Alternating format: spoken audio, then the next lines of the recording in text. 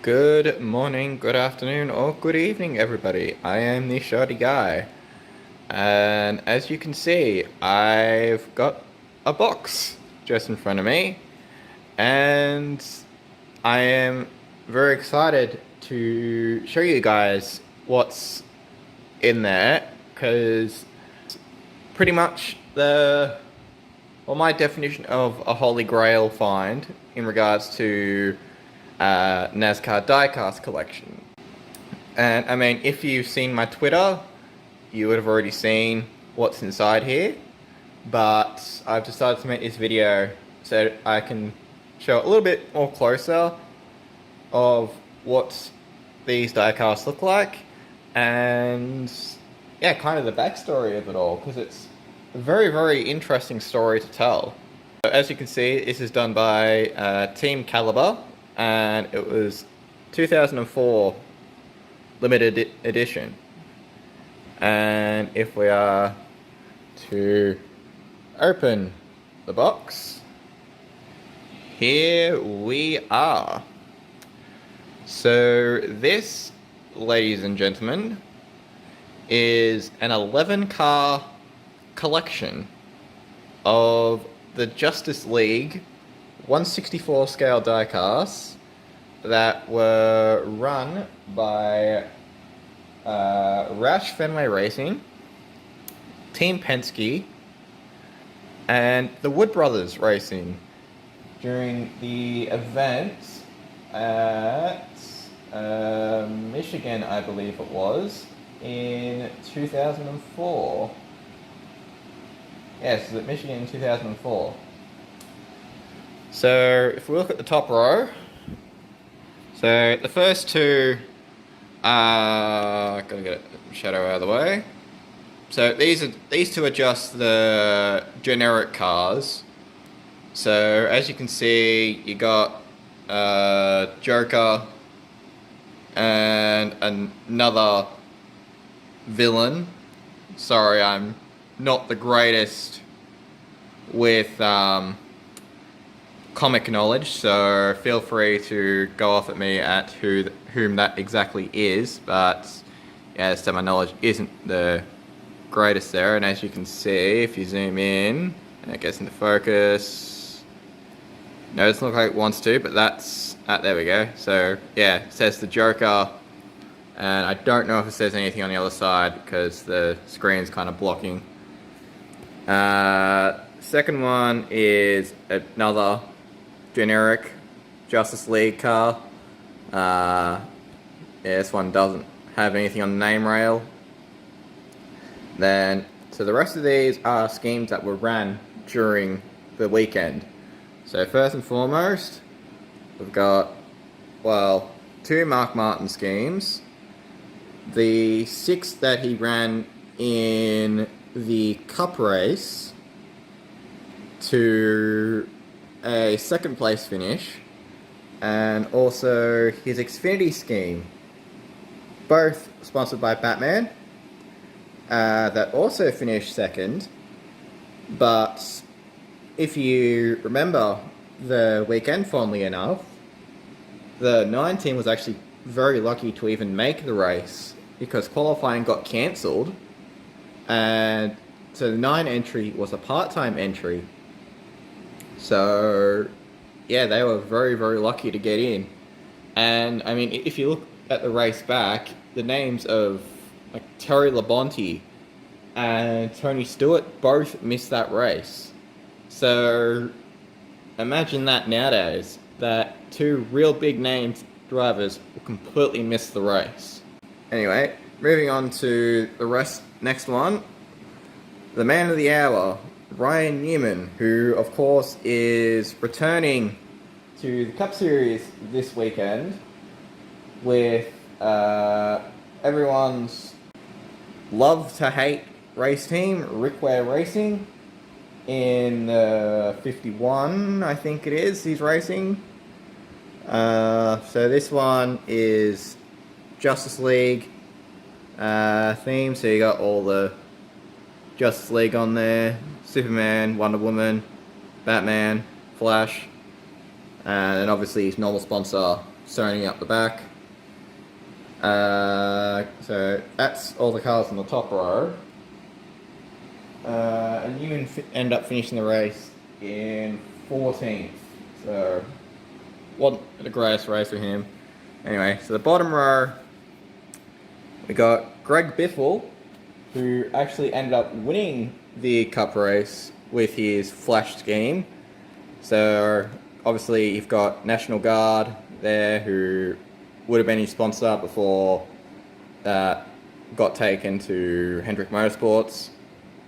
And yeah, so nothing else really of note to really be seen. Everything else is kind of just the base colour, obviously your signature there. Matt Kenseth's 17 car that's got... I cannot recall who that is off the top of my head. I know I did have it in my notes. That is... Oh, Martian Manhunter, that is. So, this was his nationwide scheme that he ran, Bush Series, since that's what it was at the time, not nationwide. Sorry, I wasn't into NASCAR at this time, so you get the title that's given. So, unfortunately for Kenseth, he ended up finishing second last after getting caught in an early wreck, so wasn't the greatest race for him. Then next up is the Wood Brothers entry of Ricky Rudd, with who was sponsored by, who's got Wonder Woman on his car. He finished position 24, so wasn't really the greatest race for him, but it's definitely one of the greatest coloured schemes, I reckon, of the lot, just personally. Anyway, so next one is once again a Greg Biffle scheme. This one was his Xfinity raced scheme that he did for the Xfinity season, or this race. He ended up finishing position 8. So, wasn't really the greatest race for him, but then again, since we all remember in this era, it was very bushwhacker, or peak bushwhacker time, so it'd kind of be expected. So, yeah, this was another Flash sponsored car, as you can see. Personally, I think the Cup one's probably a little bit better, but nationwide's probably it's not bad either. Anyway, moving across, we've got Kurt Busch with the Superman scheme. So this would have been 2004 was, of course, the season that Kurt Busch broke through to win the season outright. So, and of course, you got the Sharpie scheme. So we all remember, especially that last race in the 2004 season, where he's battling Jimmy Johnson. Then he's coming into the pits, and then he loses the tyre, and it happens to end up on the track.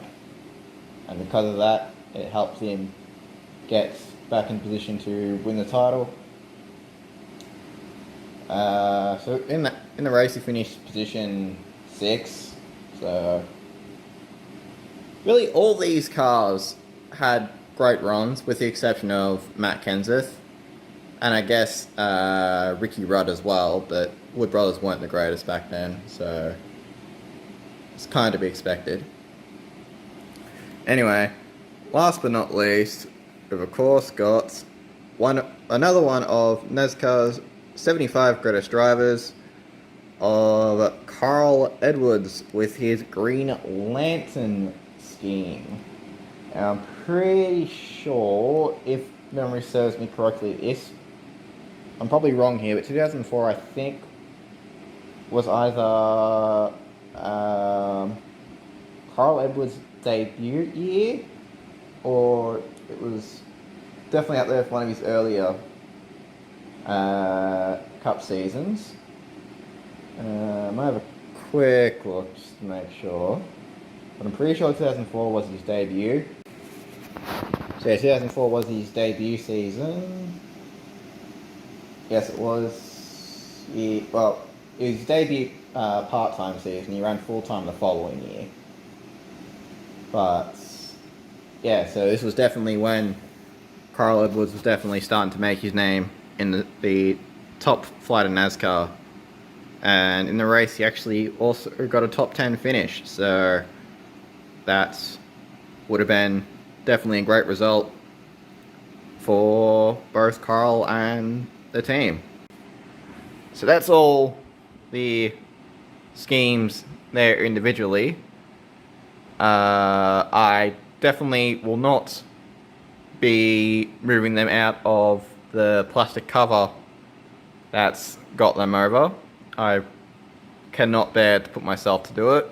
So for those wondering how I got it, I won it off an eBay auction. That's basically the long story short. I won it off an eBay auction. And yeah, for me, to collect something like this is a real awesome discovery, a real awesome find. And as I said, for me, this is the holy grail of a die-cast find.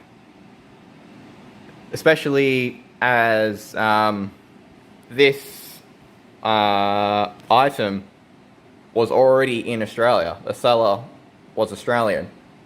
So I didn't have to worry about having to spend $10 quadrillion for international postage. I mean, I still had to pay a little bit of postage, but nowhere near as much as it would have been if I would have had to buy them straight from America. And plus, since these are old schemes now, almost 20 years old. So, yeah, talk about a NASCAR throwback, since this week is throwback week in NASCAR. This really came at the perfect time. Yeah, for me, it's probably the best find I'll ever get. And yeah, whilst I know the original seller won't have it, or probably won't see this, but if he does, I would like to thank him for keeping this in such good condition after all these years. And I will assure you that it will be kept in a nice place. It'll be kept basically in that gap there next to my PS4, in that little hidey hole in there. That's where it will be kept away from all my other die casts. So go back a little bit. Can't quite see exactly. I might as well quickly give a quick tour of where all the other die casts are. So, I mean, on the top row, you got all my Xfinity Series schemes. So you got Brett Moffitt, Dale Jr.'s 2002 season, Josh Wise, who was one of the first schemes I ever got, Harrison Burton, Ara Almirola, a Joe Nemechek 124. I've got another 124 up the back. You can't really see it. It's just a normal generic Mustang. So yeah, the Joe Nemechek one is the only 124 I've currently got. Since, like most people, I don't really get 124s, so I don't really have space for it. So I always pretty much stick to 164s, or, as you'll soon see, 143 scales. So Nationwide, or Busch or Xfinity, whatever series you want to call it, I don't really have a lot of them. So the next row down are mostly trucks and the start of the Cup Series. So, and also a couple of V8s up the back. You can't really see it because of the lighting. But yeah, they're up the back. Well, got an ARC car as well for Ed Pomper and Jordan Anderson. Well, the Rouse brothers technically, but it's got Jordan Anderson down as the truck owner. Waiting for it to get back in focus. There we go. So yeah, there's a few more trucks. So yeah, another Jordan Anderson, Jennifer Jo Cobb, Travis Pastrana, and then start of the Cup Series. So David Ruderman, Mark Martin, Brad Keselowski, Kevin Harvick, Tony Stewart, and Clint Boyer, and obviously a loose Casey Mears. One that I still don't quite entirely understand how I got it, but I got it with an eBay buying. So, and the last lot of my current NASCAR diecast. So up the very back, again, can't see because of the lighting. I probably should have thought this through before I started the video. But yeah, you got Clint Boyers, 5 Hour Energies up the back. Bobby Labonte with the Interstate. Kyle Busch with an M&M scheme. That was one of the ones I always wanted to get. Joey Logano with a cursed AAA scheme. AJ Allmendinger with the Pennzoil. William Byron. And the ones you can see, you got Ryan Newman, Michael McDowell, David Reagan. That was one of the schemes I really found by fluke, and it's probably one of the hardest ones to find. So the fact that I got it is definitely a bit of a leg up. And then Bubba Wallace, Don Moroso, Jimmy Johnson, Kaz Grala, who was the most recent scheme I did get before I got these ones. Steve Wallace, that was probably the greatest steal I've got for a NASCAR diecast. So I'm definitely pleased with this one. And then Justin Haley, Alex Bowman, 2 Dale Juniors, and a Carl Edwards. So that's all the NASCAR ones, and I guess if you're curious, I've got a few V8 supercars.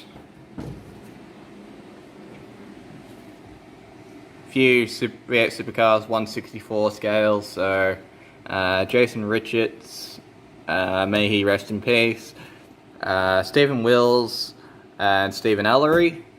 They're definitely teams I like to see, and yeah, I like them. So it made sense to me to get them.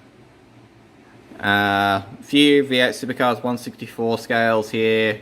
So Russell Ingall, Paul Radisich, and Jose Fernandez as well. I do have a second Jose Fernandez in one of the other previous things that couldn't quite see it because of the darkness. Oh, and up the very back, I do actually have also a Ferrari. I forgot what scale it is, but it's a Ferrari. There it is, a Ferrari F2002 diecast that I definitely happy to have. And then at the very bottom, I've got another 143 scale Nick Percat. That was the first diecast I ever got that actually arrived. It wasn't the first one I purchased, it was the first one that arrived. I do plan on getting a few more things in there. I do know what diecast I want to get. I've just got to get them. In case you're wondering and you just saw that, no, that is not my marriage photo. It's Deb, which is something that it's not worth me getting into detail in this video. We'll do one last look at this before we wrap it up. So, Yep, as I've said, so 11 pack, 164 scale, Justice League, special pack. I'm not sure how rare these are. I presume they are relatively rare, especially nowadays. So, yeah, this will wrap up the video. Like, share, and subscribe. Follow me on Twitter. And I shall see you whenever I decide to post again.